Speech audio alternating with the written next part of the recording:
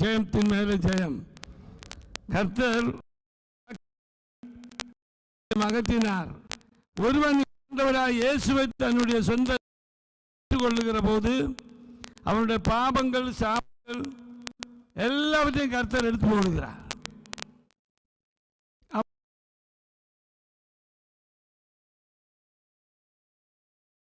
பழையவைகள் எல்லாம் ஒழிந்து போன. கர்த்தருக்கு ஸ்தோத்திரம் உண்டாகட்டும். கர்த்தர் அவனுடைய ஆக்கினை, அவனுடைய சாபங்கள், அவனுக்கு விரோதமாக கிரியை செய்கிற எல்லாவற்றையும் கர்த்தர் நீக்கி போடுகிறான். அவன் யாராயிட்டான்? புது மனுஷன், புது மனுஷி. அதான் நம்ம அறிந்து கொள்ள வேண்டும். ஒருவன் கிறிஸ்துவுக்குள்ள இருந்தால் புது சிருஷ்டியா இருக்கிறான். பழையவைகள் எல்லாம், அப்ப நம்ம யாரு? புது மனுஷியர்கள். பழைய ஜீவிதம் சில டைமில் பழைய சுபாவங்கள் எல்லாம் தலை தூக்கும். நம்ம இடம் கொடுக்கக்கூடாது. ஆனால் புது மனுஷனாக கொண்டாக உன்னுடைய ஆக்கினிகள் எல்லாவற்றையும், உன்னுடைய சாபங்கள், சத்ரு கொண்டு வந்த எல்லா வேதனைகள், போராட்டங்கள் எல்லாவற்றையும் மாற்றி உன் சத்துருக்களை, சத்ரு ஒருத்தன் இருக்கிற, அவன் பேர் தான் பிசாசு. பல பிரச்சனைகளை கொண்டு வருகிறேன். காலையில் நான் உட்காந்து யோசித்தேன்.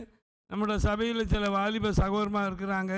ஆனால் குடும்ப வாழ்க்கையை பார்க்கும் பொழுது அவங்க ரொம்பவும் துக்கிதர்களாக இருக்காங்க, துக்கத்தில் இருக்காங்க. கர்த்தருக்கு ஸ்தோத்திரம். திருமணமாய் சந்தோஷமான வாழ்க்கையில் பல போராட்டங்கள், பல பிரச்சனைகளை பிசாசு கொண்டு வந்து, பிரிவினை ஆவியை கொண்டு வந்து, புருஷன் ஒரு இடத்துல மனைவி ஒரு இடத்துல அப்படி இருக்காங்க. அப்படி இருக்கக்கூடாது. ஒரு கிறிஸ்துவுக்குள்ளே இருந்தால் எப்படி இருக்கிறோம்? அப்போ நம்ம தான் சரி பண்ணி கொள்ள வேண்டியது. கிறிஸ்துவனுடைய அன்பை நம்ம வெளிப்படுத்தணும். சாரி என்ன ஒரு வார்த்தை இருக்குது. என்னது? சாரி, மன்னிச்சிருங்க பிரதர். அது எங்கே ஆரம்பித்தான்னா அமெரிக்காவில் தான் ஆரம்பித்தேன். இங்கிலீஷில் ஆரம்பிக்க அவங்க தான், அமெரிக்கா இங்கிலாந்து தான். ஆனால் அவங்கள அதை அதிகமாக யூஸ் பண்ணுறதில்லை. அதை போட சரிதான்னு சொல்லி அவங்க போட்டு இருப்பாங்க. அதனால அங்கே ரொம்ப பிரிவினைகள். நாம் அந்த வார்த்தையை யூஸ் பண்ணணும். என்ன ஆனாலும் சரி, நமக்கு ஏதோ வாயின் வார்த்தைகள் ஏதாவது ஒன்று ஒரு பழ வந்துட்டானா ஐம் சாரி பிரதர் சொன்னால் என்ன அர்த்தம்? மன்னிச்சிருங்க. புருஷன் மனைவிட்ட சொல்லலாம், மனைவி புருஷன்ட்ட சொல்லலாம். என்ன? சாரி, மன்னிச்சிருங்க. உடனே ஓகே, தேங்க்யூ, ஒரு சந்தோஷம். பிரிவினை ஆவிகளை பிசாசு கொண்டு வருகிறான். வேதத்தில் வாசிக்கும் பொழுது அந்த எல்லா பிரிவினைகளுக்கும் காரணம் பிசாசானவன். அதனால பிசாசை நம்ம துரத்தி கொண்டே இருக்கணும். நீ போ, என் மேல உனக்கு எந்த விதமான அதிகாரமும் இல்லை. அநேகர் நெகட்டிவ் தான் பேசிட்டு இருப்போம். ரொம்ப போராட்டம், ரொம்ப பிரச்சனை என்ன நெருங்காது. பிசாசே உனக்கு மேலே அதிகாரம் இல்லை. சொல்லுங்க. சத்ருவே மேலே உனக்கு அதிகாரம் இல்லை. நான் தேவனுடைய பிள்ளை, நான் புது மனுஷன், நான் புது மனுஷி. இதுதான் நம்ம வாய் திறந்து சொல்லணும். சத்துருக்களை என்ன செஞ்சாராம் கர்த்தர்?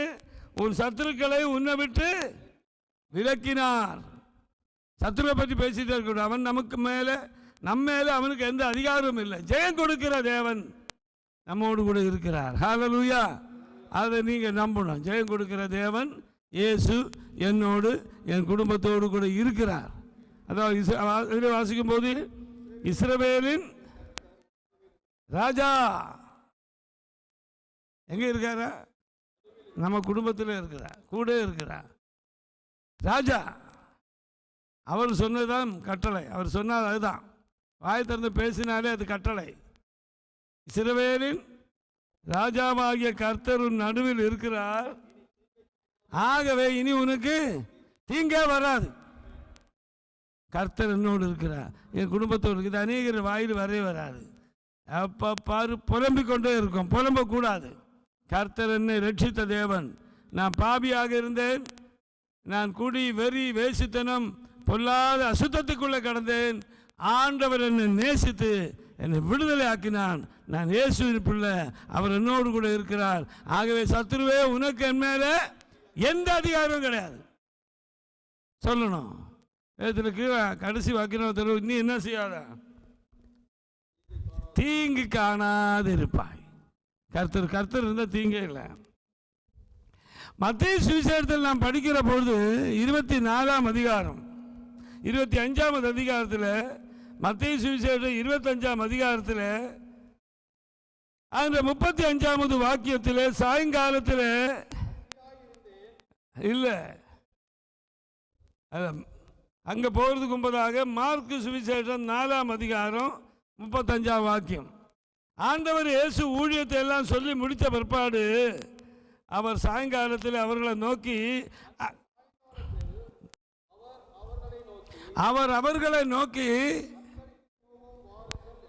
அக்கறைக்கு போவோம் வாருங்கள் என்றான். அவர் பிரசங்கம் எல்லாம் பண்ணினாங்க, ஜனங்களை எல்லாம் சுகமாக்கினாங்க, ஜெபித்தாங்க, ராஜ்யத்தின் சுவிசேஷத்தை எல்லாம் சொல்லிட்டாங்க. ஆண்டவராகி இயேசு கிறிஸ்துவினுடைய வார்த்தைகளை கீழ்ப்படிந்த நாம் இக்கரை இருக்க போறது இல்லை. நம்முடைய நோக்கமே அக்கறை, பரலோகத்தை பற்றி அது குறிக்கிறது. இந்த லோகத்தில் கஷ்டங்கள், உபத்திரவங்கள், வேதனைகள், பாடுகள் எல்லாம் உண்டு. இப்போ ஆண்டவர் சொல்றாங்க, இவ்வளோ நேரம் நான் ஊழியம் செஞ்சேன், வியாதியஸ்தர்களை சுகமாக்கினேன், ராஜ்யத்தின் சுவிசேஷத்தை பிரசங்கம் பண்ணினேன், கர்த்தர் சோதரர் ரொம்ப டயர்டாக இருக்கா. இயேசு சொன்னது, இந்த ஆற்றுக்கு அக்கறை போவோம்னு சொன்னான், இந்த கடலுக்கு அக்கறை போவோம் என்று சொல்லி அவர் நிம்மதியாக தூங்கிட்டே வர்றாரு. வேதத்தில் வாசிக்கிறோம், திடீரென்று அப்பொழுது பலத்த சுழல் காற்று உண்டாகி படகை நிரப்பத்தக்கதாக அலைகள் படகின் மேல் மோதிட்டு இயேசுவோ படுத்து நித்திரை பண்ணி கொண்டிருக்கிறார். கர்த்தருக்கு சோத்திரம். நல்லா கவனிக்க வேண்டும். இயேசுனுடைய சீஷர்கள் எல்லாரும் படகில் இருக்கிறார்கள். இயேசு ரொம்ப டயர்டு, சுவிசேஷம் எல்லாம் பேசின ஒரு பாடம் டயர்டாக போய் படுத்து நித்திரை பண்ணி கொண்டிருக்கிறார். அந்த படகுல புயல் வீசுகுது, கொந்தளிப்பு உண்டாயிற்று, அலைகள் எழும்பி படகு முழுகத்தக்க ரீதியில் அங்கே கொந்தளிப்பு, பயந்து போயிட்டு ஜனங்க. எந்த படகுல? இயேசு இருக்கிற படகுல. யாருடைய எல்லாம் வாழ்க்கையில் இயேசு இருக்கிறார்களோ போராட்டங்கள் வரும், பிரச்சனைகள் வரும். கலங்கக்கூடாது, பயப்படக்கூடாது. படகுல யார் இருக்கிறார்? இயேசு இருக்கிறார். இப்பொழுது இயேசு இருக்கிற படகுல இன்னும் ஒரு காரியம் நடக்குது. இயேசுனுடைய சீஷியர்கள் 12 பேர், 12 பேரும் ஒருத்தர் பேசுறான். பாருங்க, இயேசு தொட்ட உடனே அவன் சுகமாயிட்டான். இயேசு பாருங்க அவ்வளோ அற்புதம் செஞ்சார். ஹல்லேலூயா. இயேசு அவனுக்கு குணமாக்கினான். இயேசு ராஜ்யத்தின் சுவிசேஷத்தை பிரசங்கம் பண்ணினா. ஒவ்வொன்றும் சொல்லி ஒருத்தர் பேசிக்கொள்றாங்க, சிரிக்கிறாங்க, கொள்றாங்க. இயேசுவிடம் பேசுறதுக்கு ஆட்கள் இல்லை. இயேசு படகில் தான் இருக்கிறாங்க. ஒருத்தரோடு ஒருத்தர் பேசுறாங்க, சிரிக்கிறாங்க, பல காரியங்களை அவங்க ஷேர் பண்ணி கொள்றாங்க. ஆனால் இயேசுவோடு பேச ஆள் இல்லை. ஆகவே அவர் என்ன செஞ்சிட்டாரு? தூங்கப்பட்டார். நல்லா தூங்கிட்டு இருக்கிறான். உன்னுடைய வாழ்க்கை படகுல இயேசுவை தூங்க விட்டுட்டானால் கொந்தளிப்பு வரும். உன்னுடைய வாழ்க்கை படகுல இயேசு விழித்திருக்க செய்.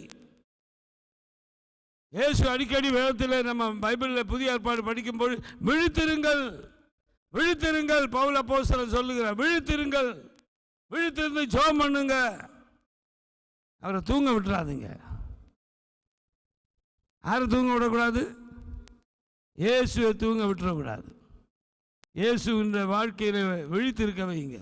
அப்போ வருகிற புயல், தேவையில்லாத பிரச்சனைகள், தேவையில்லாத சண்டைகள் அவர் சரி பார்த்துடுவார்.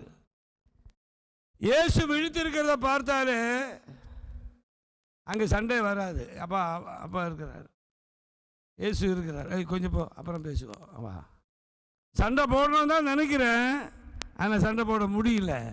யாரு? இயேசு பார்த்துட்டே இருக்கிறார். அப்புறம் நாளைக்கு பார்த்துக்கலாம், பேச போ, போயிட்டு வா தேங்கிய பாரு. இயேசுனுடைய வாழ்க்கை படகுல, நமது வாழ்க்கை படகுல இயேசு விழித்து இருக்கணும். இருக்கிறாரு, தூங்க விட்டுறாதீங்க. இயேசு உங்களோடு கூட தான் இருக்கிறார், உங்கள் குடும்பத்தில் தான் இருக்கிறாரு, உங்கள் சபையில் தான் இருக்கிறாரு, உங்கள் அலுவலகத்தில் தான் இருக்கிறாரு. ஆனால் அவரோடு நீங்கள் பேச டைம் இல்லை. டிவி பார்க்க டைம் இருக்குது, ஃபோன் பண்ணி விளையாட டைம் இருக்கு, ஃபோன் பார்க்க டைம் இருக்குது. ஆனால் எதுக்கு டைம் இல்லை? இயேசுவோடு பேச டைம் இல்லை. அதனால தான் இவ்வளோ கொந்தளிப்பு, இவ்வளோ பிரச்சனை, இவ்வளோ போராட்டம். கர்த்தருக்கு ஸ்தோத்திரம் உண்டாகட்டும். அன்பான தேவனுடைய பிள்ளைகளே, ஒரு காரியத்தை நல்ல மனதில் வைத்துக் கொள்ளுங்க. இயேசு அவர்கள் தட்டி எழுப்பினார்கள், நாங்கள் மடிந்து போகிறோம் ஐயா, இயேசுவே நாங்கள் மடிந்து போகிறோமே என்று சொல்லி இயேசு அவர்கள் தட்டி எழுப்பினாங்க. இயேசு எழும்பி காற்றையும் படிங்க,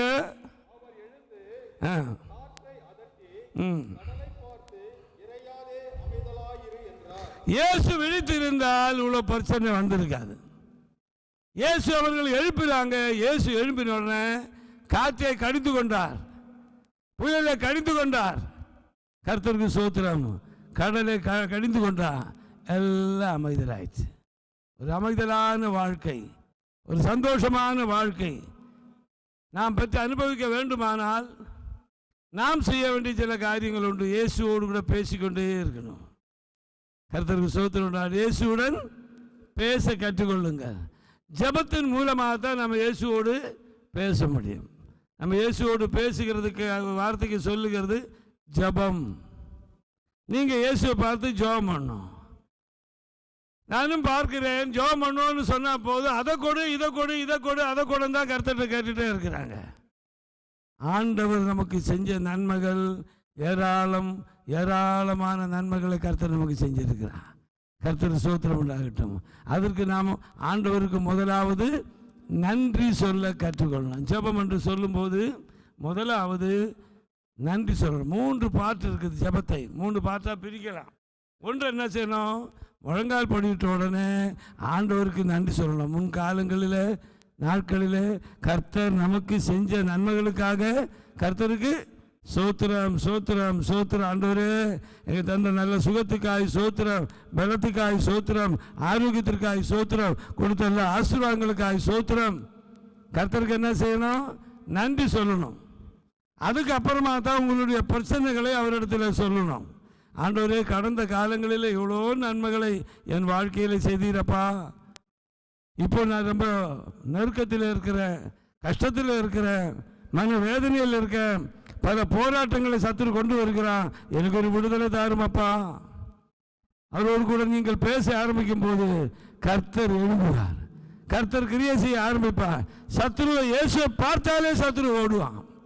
கர்த்தருக்கு ஸ்தோத்திரம் உண்டாகட்டும். இயேசுவை உங்களுடைய வாழ்க்கை படகில விழித்திருக்க பண்ணுங்கள். ஆமென். இயேசு என்ன செய்ய வேண்டும்? நம்முடைய வாழ்க்கை படகில இயேசுவை விழித்திருக்க பண்ணணும். அவரை தூங்க விட்டுறக்கூடாது. கர்த்தருக்கு ஸ்தோத்திரம் உண்டாகட்டும். அவர் நித்திரையாக இருக்கிறார். புயல் வந்தது, கொந்தளிப்பு வந்தது, அழிந்து போவோம் என்றுதான் ஒரு சூழ்நிலை வந்தது.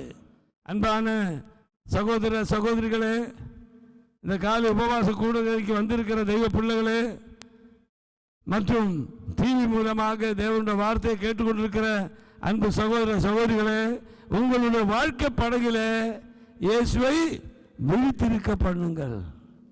படகில் தான் இருக்கிறார், ஆனால் அவரை தூங்க விட்டுறாதீங்க. தூங்க விட்டால் உங்களுடைய வாழ்க்கையில் பல கஷ்டங்களும் நஷ்டங்களும் வரும்.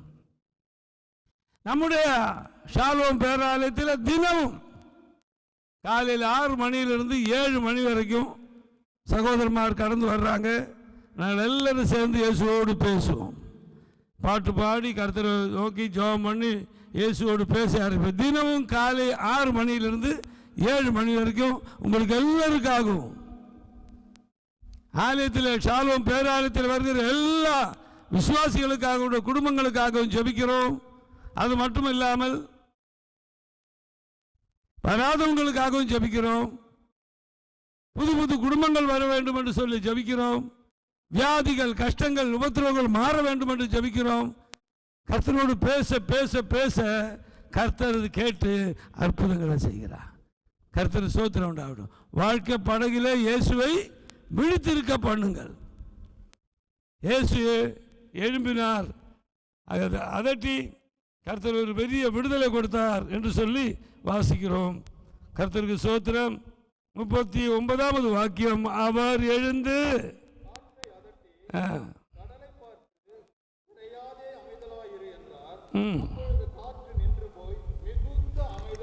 மிகுந்த அமைதல் உண்டாகிற்று. அநேக குடும்பங்களில் கொந்தளிப்பு தான் காணப்படுகிறது. புருஷன் மனைவியையும், மனைவி புருஷனையும் சண்டை போட்டுக் கொள்றாங்க. பிள்ளைகள் பெற்றோர்களை பகைத்து கொள்ளுகிறார்கள். கர்த்தர் இருக்கிறார், கர்த்தர் பார்த்துட்டே இருக்கிறார், கர்த்தர் இருக்கிறார். அப்புறம் பார்த்துடுறேன், அப்புறம் பேசுகிறேன். அங்கே சத்துருவுக்கு இடமில்லாமல் போக பண்ணணும். பெரிய அமைதல் உண்டாயிடுச்சு.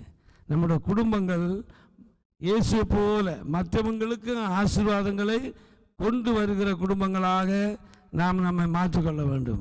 இஸ்ரவேலின் தேவனாகிய கர்த்தர் நம் நடுவில் இருக்கிறார். இனி என்ன செய்யாது?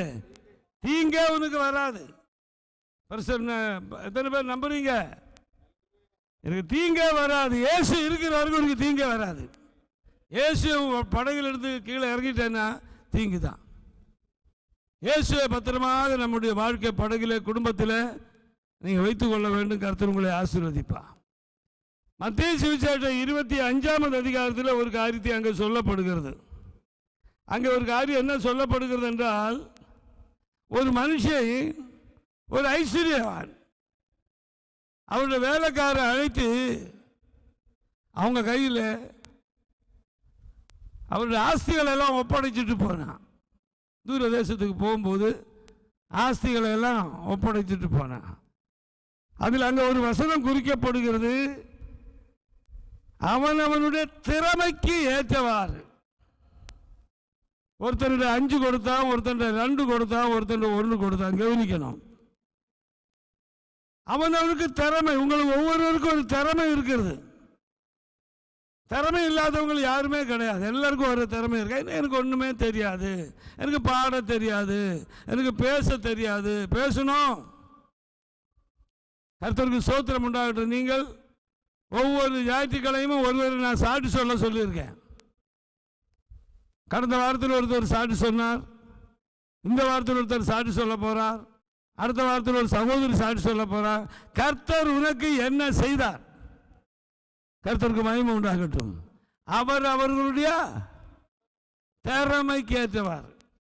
ஒருத்தன் 5 கொடுத்தான், இன்னொருத்தன் 2 கொடுத்தான், இன்னொருத்தன் 1 கொடுத்தான். ஏற்கனவே நீங்கள் பார்த்துருப்பீங்க, படிச்சிருப்பீங்க. நல்லா கவனிங்க. 5 கொடுத்தவன் என்ன செய்தார்னா, அதனை வைத்து வியாபாரம் பண்ணினான். 5 10 ஆக்கினான். 2 வாங்கினவன் என்ன செய்யறான்? 2 அதையும் வியாபாரம் பண்ணி 4 ஆக்கினான். 1 கொடுத்தவன் பாருங்க, பொறாம. அவனுக்கு 5 கொடுத்தான், உனக்கு 2 கொடுத்தான். நான் ரொம்ப குறைஞ்சவனா? ஒன்றும் தெரியாதா? அவர் மேல பொறாமப்பட்டுட்டு கொண்டு போய் என்ன சொல்லப்படுகிறது? நிலத்திலே புதைத்து வைத்தேன். சோம்பேறி ஆயிட்டான். மற்றவங்க 2 பேரும் கடினமாக உழைத்தாங்க. நீங்களும் இங்கே கேட்டுக்கொண்டிருக்கிறீங்க கர்த்தருடைய பிள்ளைகளே. கர்த்தர் உங்களுடைய திறமைக்கு ஏற்ற டேலண்ட்டுகளை கொடுத்திருக்கிறார், கிருபைகளை கொடுத்திருக்கிறார். நீங்க பயன்படுத்தணும், பயன்படுத்தணும், பயன்படுத்தணும். 5 வாங்கினவன் 10 ஆக்கினான். 10 ராஜ்யத்தின் மேலே 10 அவனுடைய தாலுக்கு அல்ல டிஸ்ட்ரிக்டில் அவனை தலைவராக்கினான். 2 4 ஆக்குறதுனால இது 4 டிஸ்ட்ரிக்டில் அவரை பொறுப்பு கொடுத்தான். 1 வாங்கினவன் தான் சொல்றாரு, நான் பயந்து போய் புதைத்து வைத்தேன், இதே உன்னிடது வாங்கிக்கோ. அது மட்டுமல்ல, அவரை குறித்து அவன் என்ன சொல்றான்? ஒரு கெட்ட சாட்சி சொல்றான். இல்ல இல்ல இல்ல இல்ல அவர் சொல்றான், நீ கடின ஹிருதயமுள்ள மனுஷன், விதைக்காத இடத்துல அறுக்கிறவன் என்றும் தளிக்காத இடத்துல சேர்க்கிறவன் ஆகியா கடின ஹிருதயமுள்ள மனுஷன். யார சொல்றான்? அது எஜமானை பார்த்து சொல்றான். உன்னை பற்றி எனக்கு நல்லா தெரியும் சார், நீங்க எல்லாரும் போல இல்ல, தளிக்காத இடத்துல சேர்க்கிறவர், விதைக்காத இடத்துல அறுக்கிறவர். உங்களை பற்றி எனக்கு நல்ல ஒரு அறிவு இருக்குது, அதனால நீங்க என்ன கேள்வி கேட்கணும்னு எனக்கு தெரியும். உங்களது வாங்கிக்கோங்க. அன்பான தேவ பிள்ளைகளே, ஒவ்வொருத்தருடைய கருத்திலும் கர்த்தர் சில டேலண்ட்களை கொடுத்திருக்கிறார். என்னைக்கு நீ ரட்சிக்கப்பட்டாயோ, என்னைக்கு இயேசுவை தெய்வமாய் ரட்சகராய் ஏற்றுக்கொண்டாயோ, உன்னோட கருத்தில் ஒரு டேலண்ட்டை கொடுத்திருக்கிறார். அது என்னன்னு யோசிக்கணும்.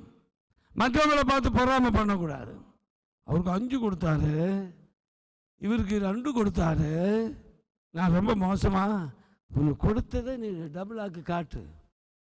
கர்த்தருக்கு சோத்திரம் உண்டாகட்டும். யாரும் உனக்கு வந்து சொல்லிக்கொண்டே இருக்கானா, பாடுவா பத, பேசுங்க பத, ஜெபிங்க பத, டிராக்டர் கொடுங்க பத. டிராக்டர் கொடுக்கலாம், எல்லா விசுவாசிகளும் ஒரு டிராக்டர் எடுத்துக்கொண்டு போங்க சொல்ல தேவையில்லை.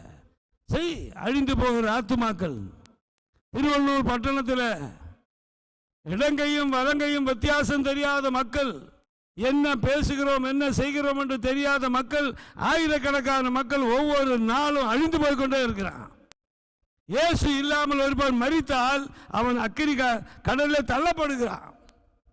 இது உனக்கு தெரியும். தெரிஞ்சிட்டு பேசாமல் இருக்கிறான். ஜெபம் முடிஞ்சோன்னு வீட்டில் போய் படுத்துடுறான். நமக்கு நிறைய வேலை இருக்குது, இருக்கட்டும், நல்லதுதான். ஆனால் கர்த்தருக்காக ஏதாவது ஒன்று செய்யணும். கர்த்தருக்காக ஏதாவது ஒன்று செய்யணும். கர்த்தரை பற்றி எத்தனையோ மக்களை நாம் சந்திக்கிறோம். நம்முடைய நண்பர்கள், அயல்வாசிகள் பேசும்போது அந்த கூட இயேசு பற்றி சொல்ல கற்றுக்கொள்ளுங்க. ஆத்துமாக்களை ஆதாயப்படுத்துகிறவன் ஞானவான் என்று வேதத்தில் வாசிக்கிறோம். ஞானவான் புத்திசாலி. அப்போ ஆத்துமாக்களை நம்ம ஆதாயப்படுத்தணும். ஆண்டவர் நம்ம இந்த திருவள்ளூர் பட்டணத்தில் வைத்ததுக்கு பல நோக்கங்கள் உண்டு. கர்த்தருக்கு சோத்திரம் உண்டாகட்டும். ஆத்துமாக்களை நீங்களும் நானும் ஒரு நாளைக்கு வீட்டில் நித்திரைக்கு போகிறதுக்கு முன்பதாக நீங்கள் யோசித்து பார்க்கணும். ஒரு பாஸ்டர் சொன்னாங்க, ராத்திரியில் நித்திரைக்கு போக முன்னால் ஒரு புக் எடுத்து எழுதுங்க. நம்பர் 1, என்ன செஞ்சேன், என்ன பேசினேன், எப்படி நான் நடந்து கொண்டேன், எல்லாம் எழுதுங்க. உனக்கு அது சாட்டிஸ்ஃபேக்ஷனா, திருப்தியா பாருங்க. என்ன பண்ணீங்க? காலையிலிருந்து மாலை தூங்க போகிறதுக்கு முன்பதாக என்ன செய்தாய்? ஒரு நல்ல வார்த்தை பேசுனீங்களா? ஒரு நல்ல காரியம் செஞ்சீங்களா? உன்னை ரட்சித்த, உன் பாவம் மன்னித்த இயேசுவை பற்றி ஒரு வார்த்தை யார்ட்டையாவது சொன்னியா?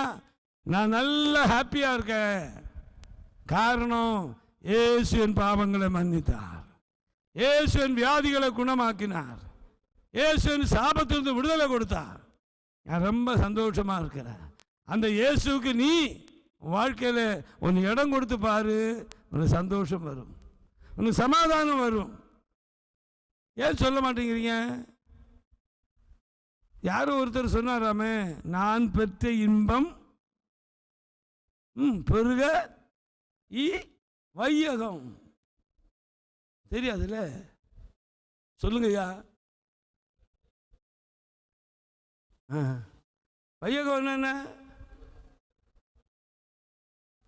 யாரும் ஒரு பக்தன் சொன்னா, ஒரு ஞானி சொன்னா, ஒரு விஞ்ஞானி சொன்னா, அப்போ நீங்கள் ஒன்றும் பறவை இல்லையா தேவனிடத்திலிருந்து? நான் இங்கிலாந்தில் போயிருந்தேன். எனக்கு முன்னால் ஒருத்தர் போய்கொண்டே இருக்கிறார். அவரோட பின்னால் ஒரு வசனம் எழுதி இருக்குது, பாவத்தின் சம்பளம் மரணம், wages of sin is death. அது அப்படி பின்னால் அவர் அப்படியே கையை வீசி அது பஸ்ஸாரில் அப்படியே போயிட்டே இருக்க, மெதுவாக போகிறான். எல்லோரும் சிலர் பார்த்து சிரிக்கிறான், சிலர் பார்த்து பாவம். அது நல்ல ஒரு வசனம்.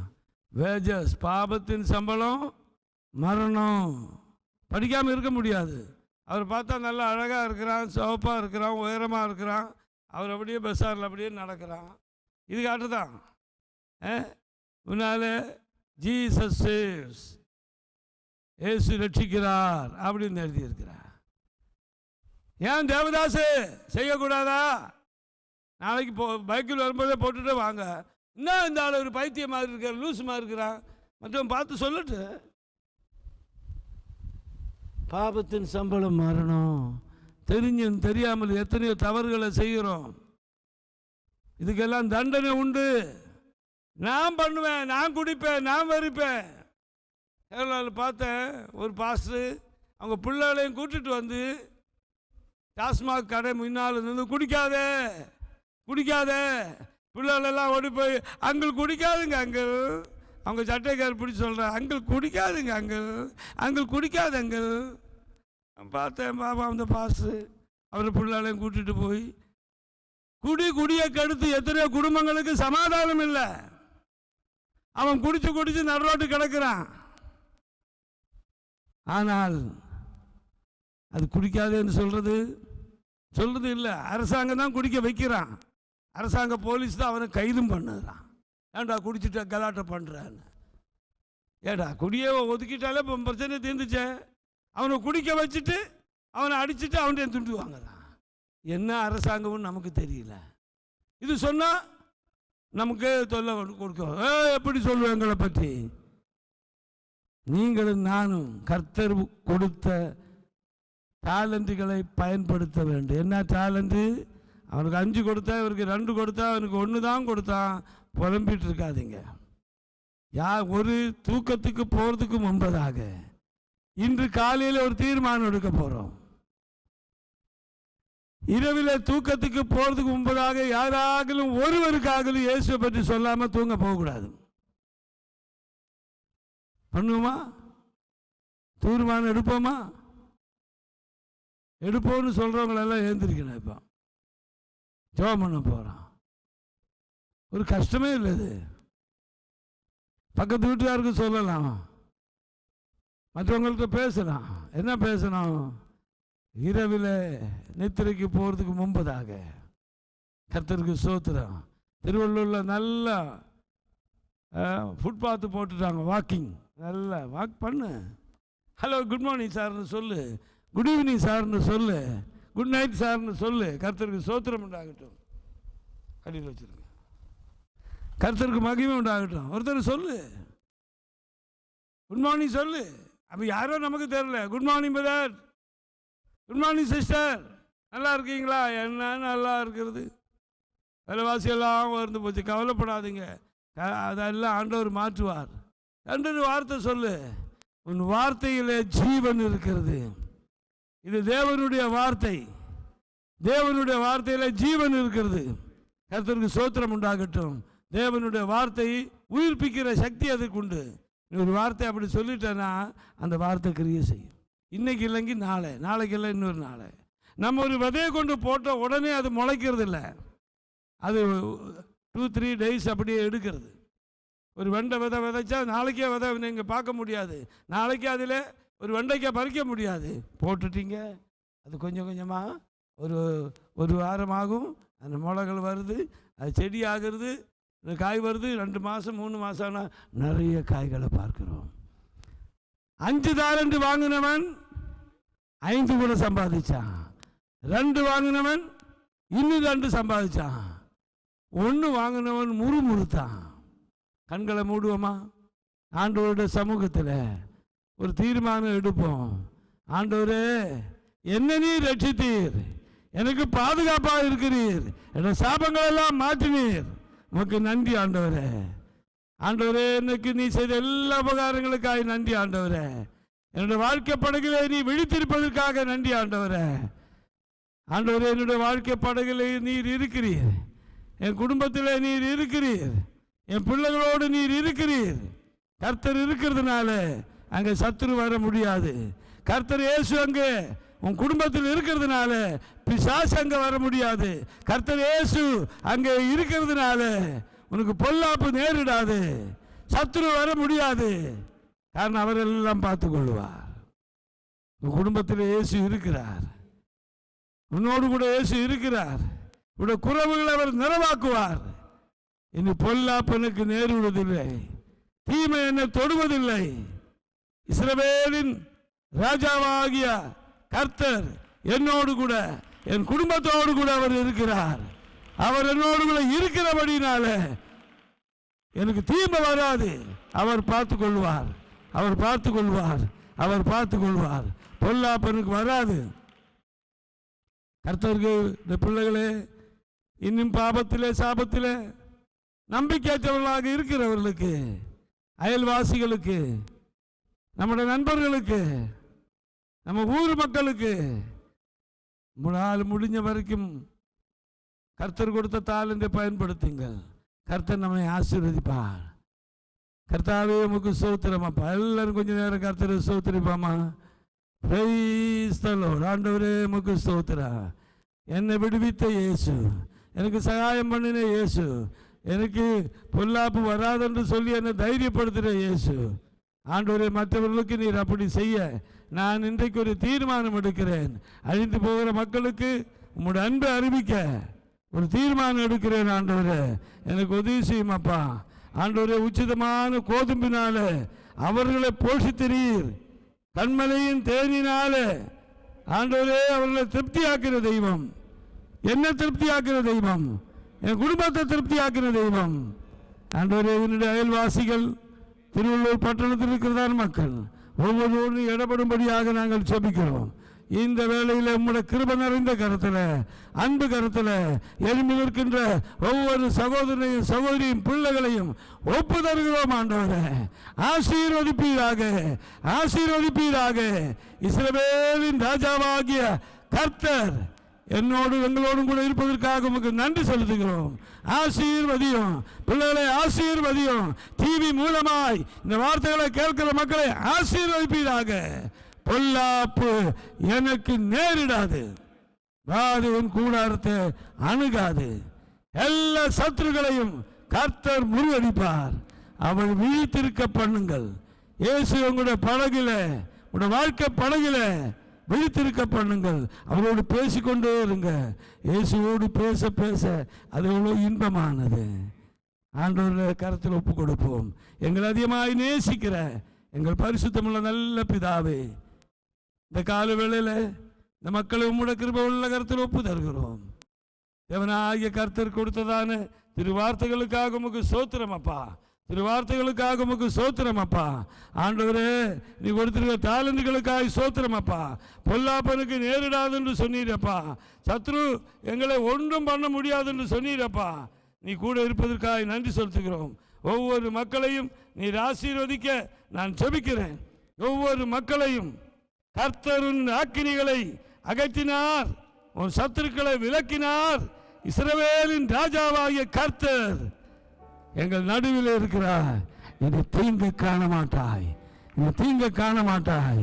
கர்த்தர் சொல்லுகிறார், அன்பு மகளே, மகனே, நீ தீங்கு காண போவதில்லை, தீங்குமே உன்னை அணுகாது. கர்த்தர் உனக்காக விழித்திருக்க பண்ணு. கர்த்தர் உன் படகுல விழித்திருக்கட்டும். வாழ்க்கையில் அவர் விழித்திருப்பாயானால் அவர் எல்லாத்தையும் அதட்டுவார். காற்றை அதட்டினவர், புயலை அதட்டினவர், சமாதானத்தையும் சந்தோஷத்தையும் ஆண்டவரே இன்னைக்கு இந்த உபவாச கூட்டத்தில் கடந்து வந்த ஒவ்வொரு தேவ பிள்ளைகளையும் ஆசீர்வதிப்பீராக. சத்துரு தொடாமல் பாதுகாத்துக் கொள்ள ஜெபிக்கிறோம். இயேசுவின் கரங்களில் ஒப்பு தருகிறோம். இயேசுவின் நாமத்தில் நல்ல பிதாவே. ஜெயம் கொடுக்கும் தேவனுக்கு